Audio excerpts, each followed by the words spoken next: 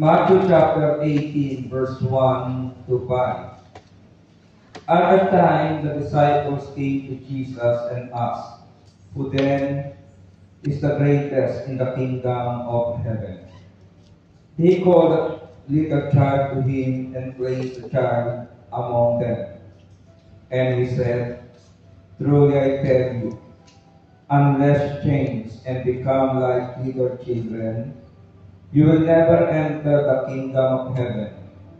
Therefore, whoever takes the lowly position of this child is the greatest in the kingdom of heaven.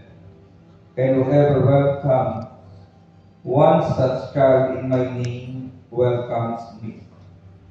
Ito, pinasasalamatan natin ang Panginoon sa pagkakataon ang kanyang salita ay patuloy na dumarating sa ating mga puso. At alam ko, kahit kung ilan sa inyo kumakalam ng sikmura, tayo naman po'y naghahangad na busugin ng Panginoon ang ating kaluluwa, ang ating espiritu. At naniniwala ko, mga kapatid, hindi po tatapusin ng Panginoon ang gawain ito hanggang hindi lubusan na pagpapala ating mga buhay. Amen. Mula sa ating daily gospel ay nais ko pong ihatid sa inyo ang topic na ito, Greatness in the Kingdom of Heaven. Sino po ang pinakadakila sa kaharian ng langit? Ito yung tanong ng mga alagad sa Panginoon. At ang gospel po natin ngayon ay naka-address sa mga taong kumikilala sa Panginoon, sa mga taong nagsasabing sila'y anak ng Diyos o alagad ng Panginoon, at naghahanap po ng salitang sinong pinakadakila. At sa pamamagitan po ng gospel natin ngayon, tuturuan tayo ng Panginoon upang saan man tayo pumaroon, makita ng tao sa ating paligid na tayo ay mga anak ng Diyos.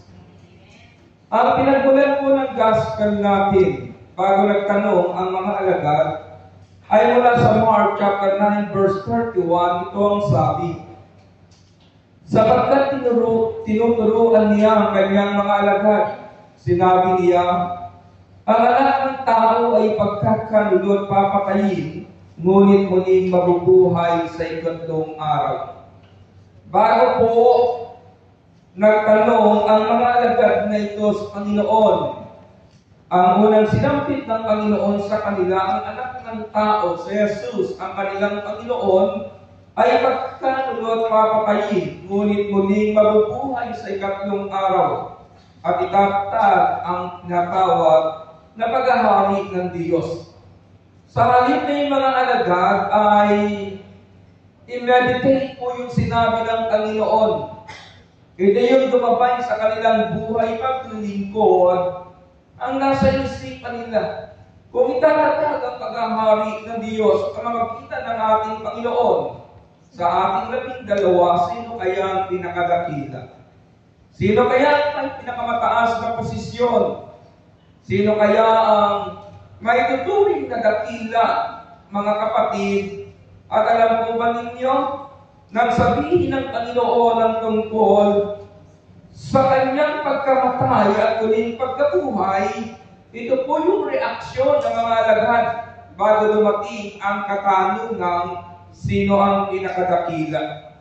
Sabi ng Luke chapter 9 verse 46, muling nagtalo-talo ang mga alagad kung sino sa kanila ang pinakadakila.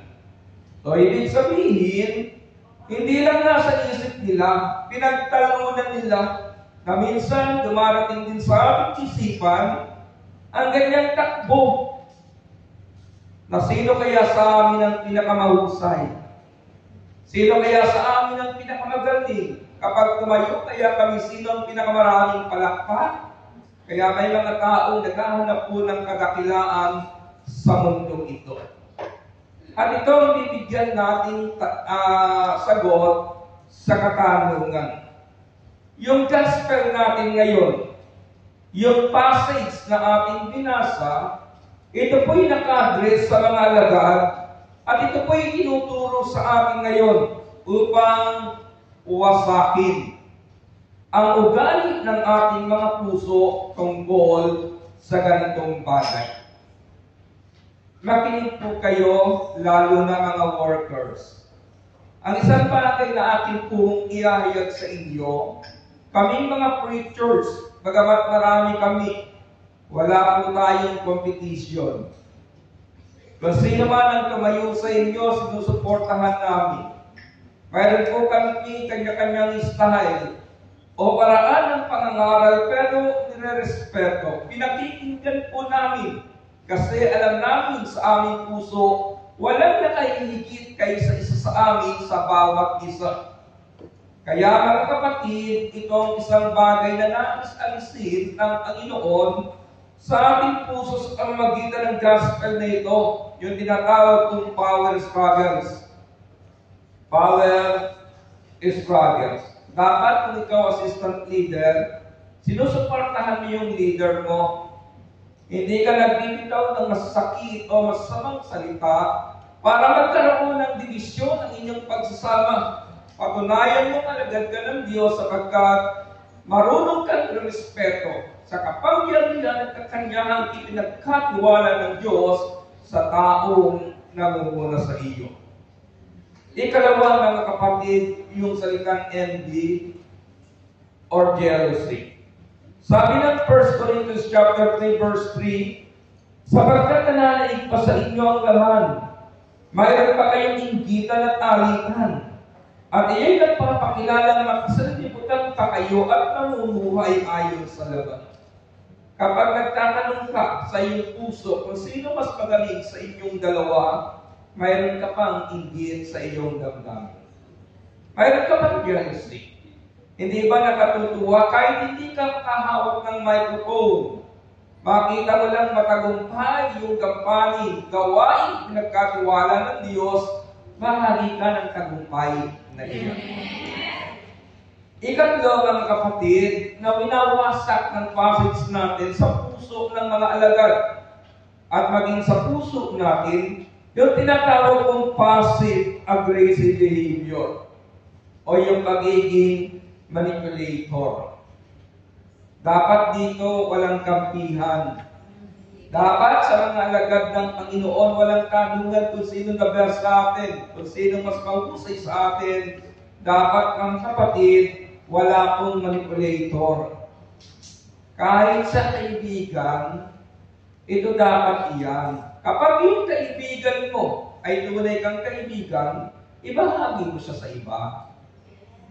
Minsan nakalulungkot, Kristiyano ka, yung kaibigan mo kausap lang ng tao na iinis sa iyo, idinadamay mo pa sa pagkainis mo yung kaibigan mong suportado ka. Di ba? Manipulator, mga kapatid, bawal yan sa mga alagad ng Panginoon. At ang isa pang na-celebrate sa puso natin ng gospel ay yung tinatawag kong strife and division, alitan at pagkabahagi. Yung 12 dapat isa lang ang kanilang damdamin, papaglingkuran ang Panginoon. Kaya nga, lagi natin sinasabi sa namang tagumpay, to God be the glory. Ikalima, mga kapatid, bitterness, refusal to forgive. Kung papansinin po ninyo, may isang bahagi ng gospel na nag-request ang nanay ni Santiago at Juan. Ang sabi ng kanyang nanay at naging magkapatid na ito, kapag naghahanap na po kayo, isa sa kanan, isa sa kaliwa kaming magkapatid. Nalaman niya ng 10. Anong sinabi ng pagkakasulat? Nagalit yung 10 sa dalawang magkakapatid. Walang naging supporter sa 10. Bakit?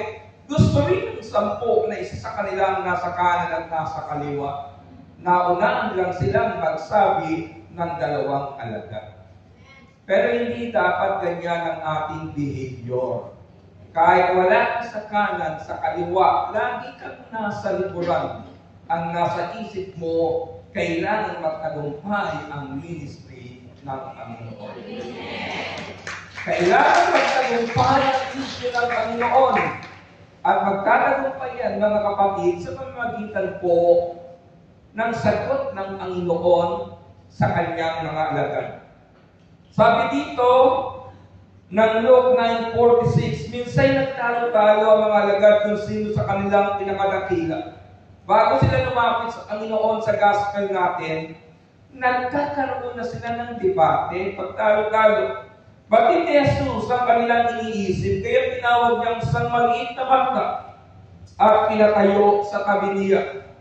At ang sabi ng Panginoon sa gospel natin, kapag hindi kayo nagbago at tumulad sa mga bata, hindi kayo mabibilang sa mga pinagaharian ng Diyos.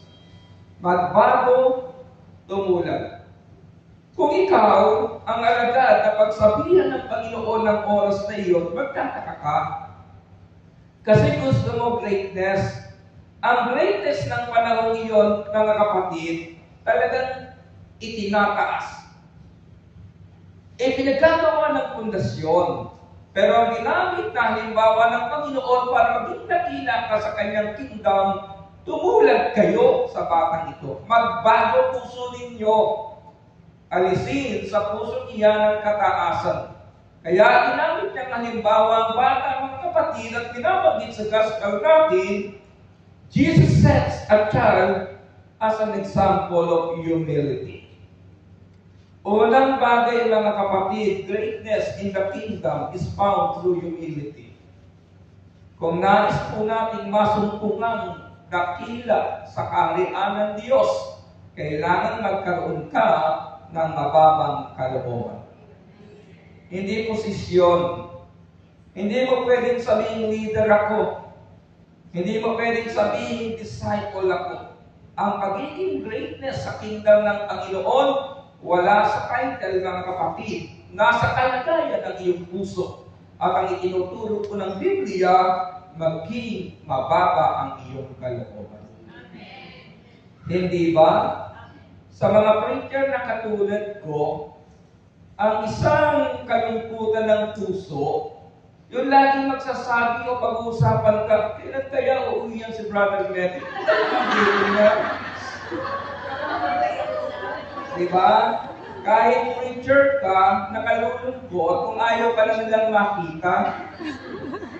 Pero kapag sasabihin, Brad, nagtagal ka pa, Brad, mananalangin ka, hindi mag-stay ka pa, kahit may limitasyon ka, kahit may pagkukulang ka, nagkakaroon ka ng inspirasyon, pagpatuloy. Bakit, mga kapatid, mayroon kang nakikitang pagpapahalaga sa iyo.